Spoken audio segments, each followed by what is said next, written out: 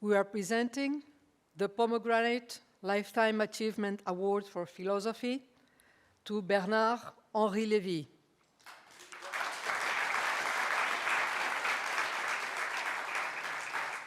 In recognition of his extraordinary intellectual and cultural contributions.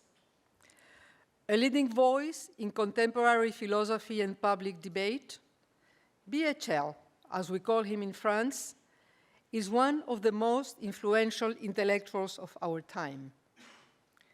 Through his books, films, and international engagements, he has devoted his career to exploring the values of freedom, human dignity, and ethical responsibility.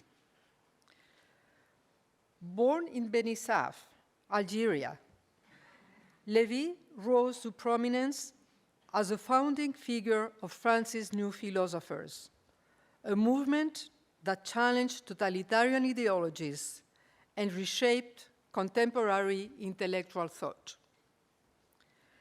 Educated at the prestigious École Normale Supérieure, he quickly established himself as a leading voice against authoritarianism and a passionate advocate of the duty to intervene in the face of injustice. His work spans more than 40 books, essays, novels, plays, and award-winning films, all united by a deep commitment to human rights and moral responsibility. For over 5 decades, through his prolific writing, filmmaking, and speaking, BHL has reported physically and intellectually from the front lines of the world's most urgent conflicts in Afghanistan, Bosnia, Libya, Israel, Darfur, Kurdistan, Rwanda, and Ukraine, bringing global attention to overlooked crises. As a filmmaker, his powerful documentaries, including Bosna, Cannes 1994, The Oath of Tobruk, and The Will to See, combine on-the-ground reporting with philosophical reflection, offering a rare perspective on war, suffering, and resilience. A prolific columnist and cultural leader, Lévy serves as a publisher and a media figure. He has shaped public discourse across Europe and worldwide. He stands as a defining voice of engaged thought, blending intellectual rigor with artistic expression and bringing philosophy into action on the world stage. His presence at this festival highlights the enduring connection between Sephardic culture, artistic expression, and the life of ideas. Mr. Lévy, as a Sephardi Jew born in Algeria, we wish to pay tribute to your invaluable intellect, gritty activism against dictatorship, terrorism, and state-sponsored genocide, as well as your lifelong fight for freedom, all of which reflects on your Sephardic heritage and human decency. Quoting you, "Freedom is not comfort. Freedom is risk. For your life of purposeful action, we salute you. Please welcome Bernard-Henri Lévy."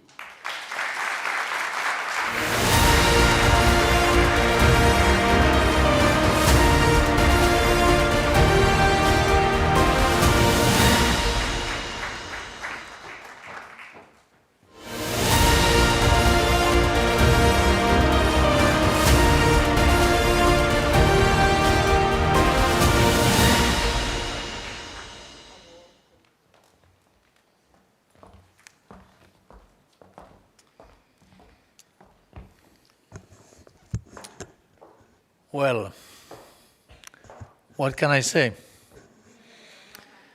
If not, thank you, Raquel, very much. Thank you, David Dangour. Thank you, Mike Massimi, for hosting this beautiful evening Thank you, David Guberman. I don't see you are here. And Emily Hamilton. We met a few months ago in Washington, D.C., in the Congress of United States.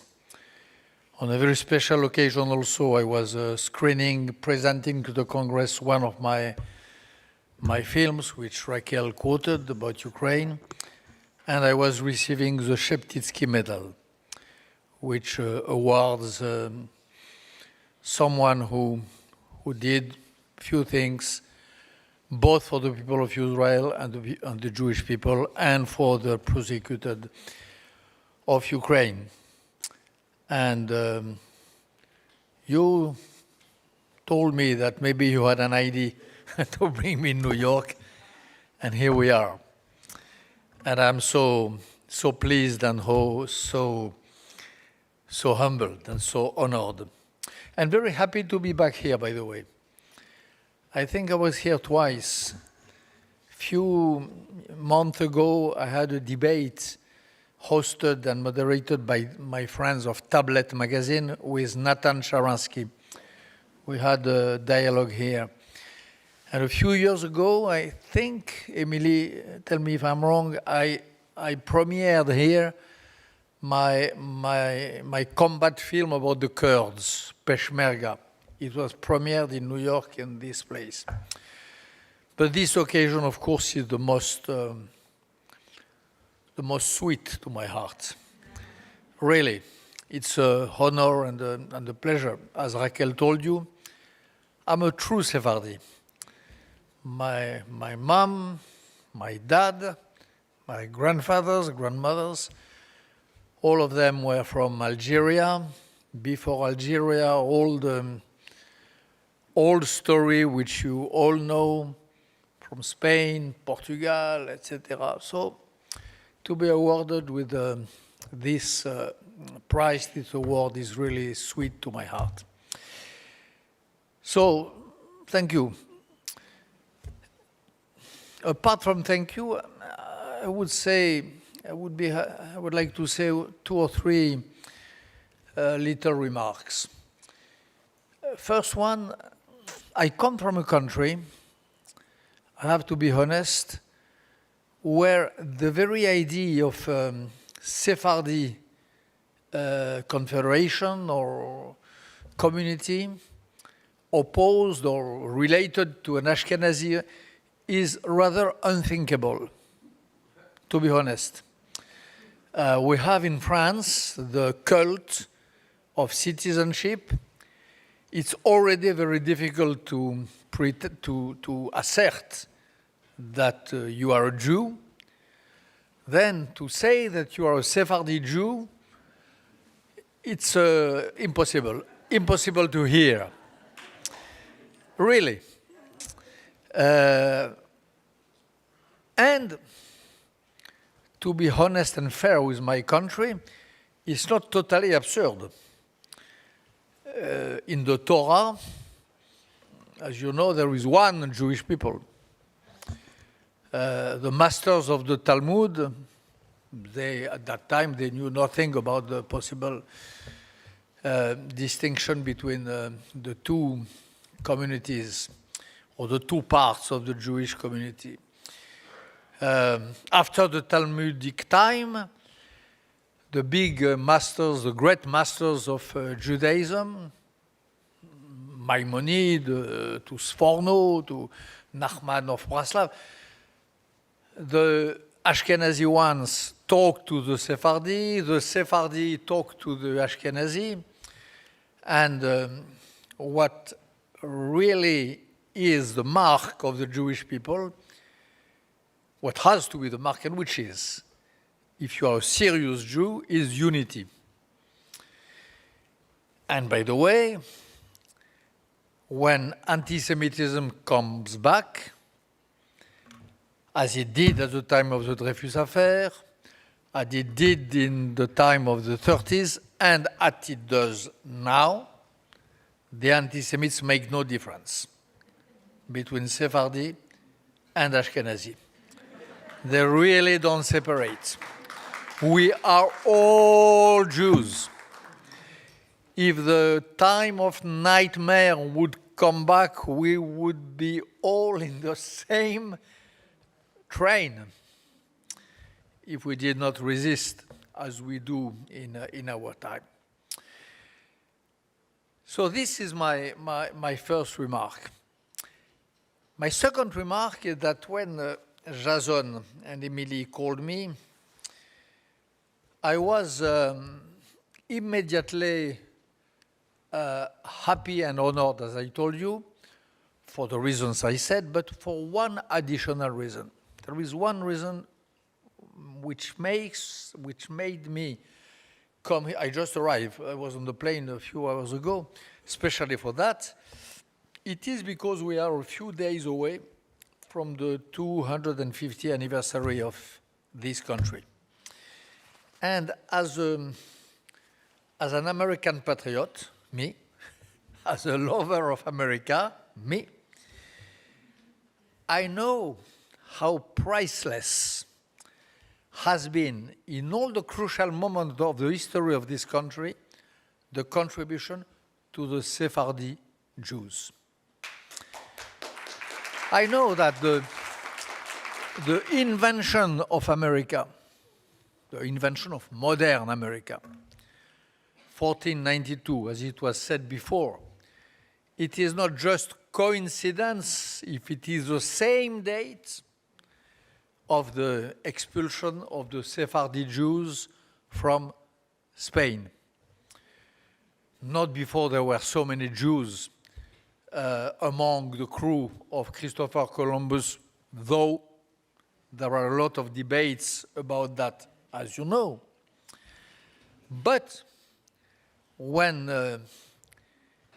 it is at the same moment that the Western world opened the new gate and created new settlements, and when huge communities of Jews, Sephardi, from Spain, began their long travel, which brought them from Spain to Portugal, to Amsterdam, to the Netherlands, Brazil, and to Charleston, Savannah, Newport, New York, etc.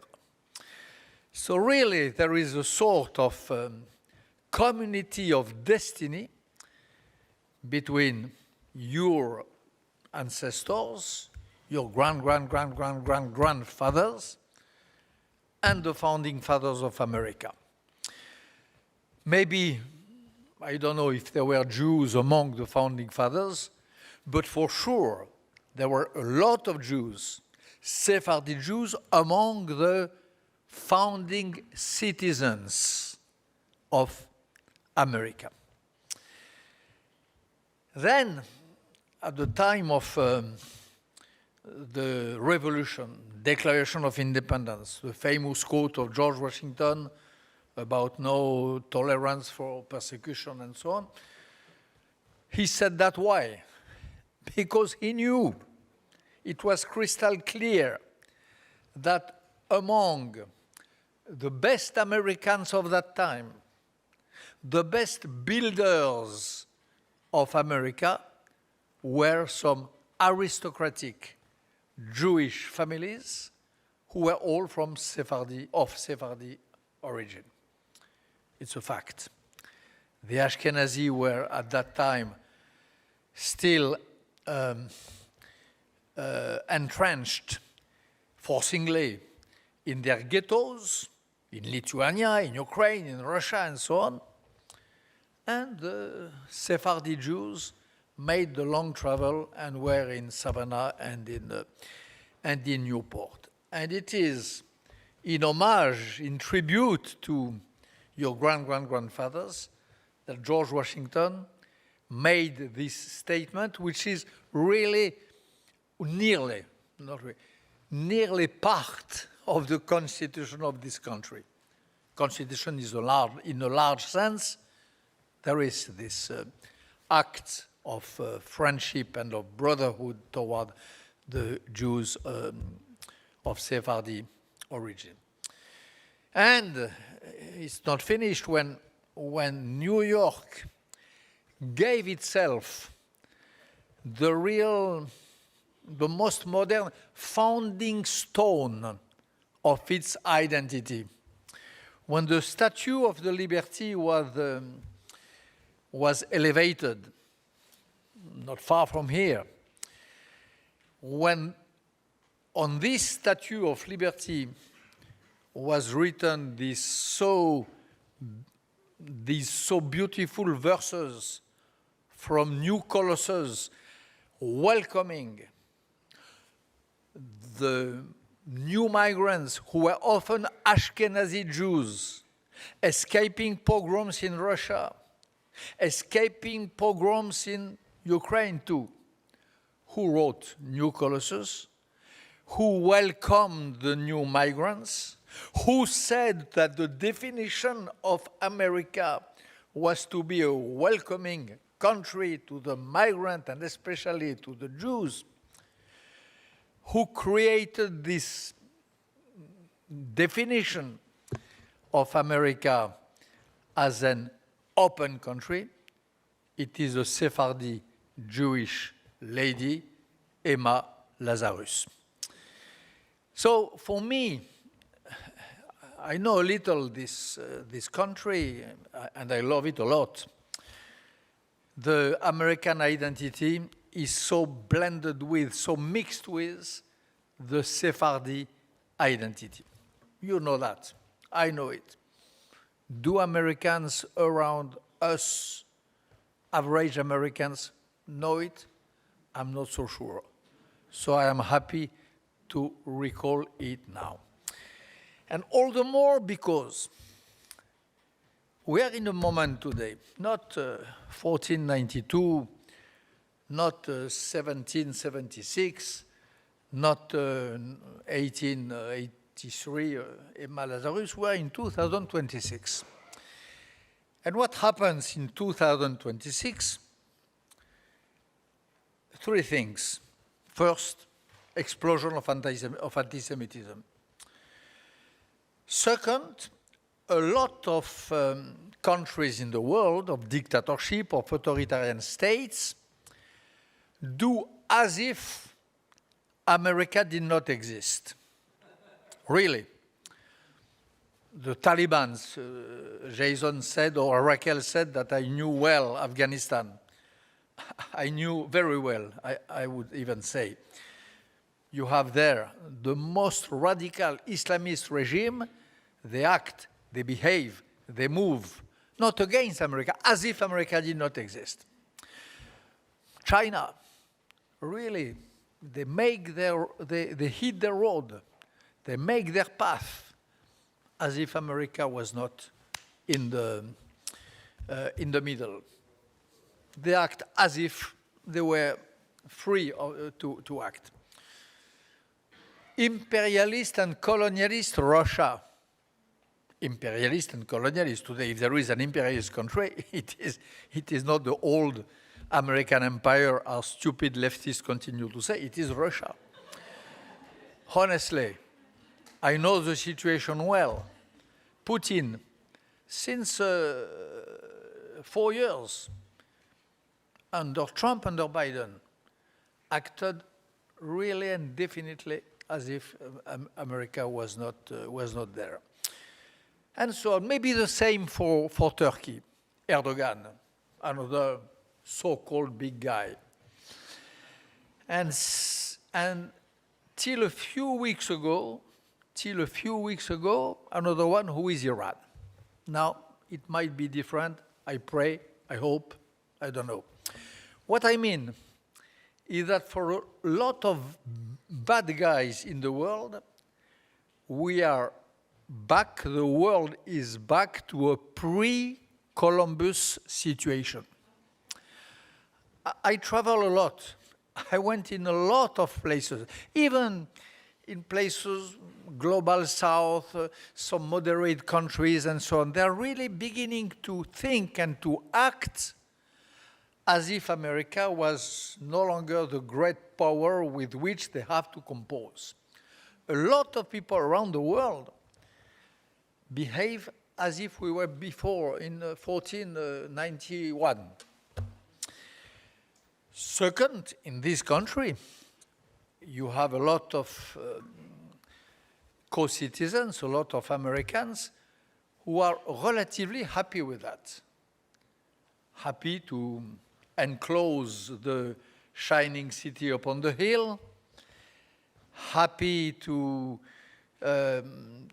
drop the historical responsibilities which America used to have, and happy with left-wing or right-wing isolationism.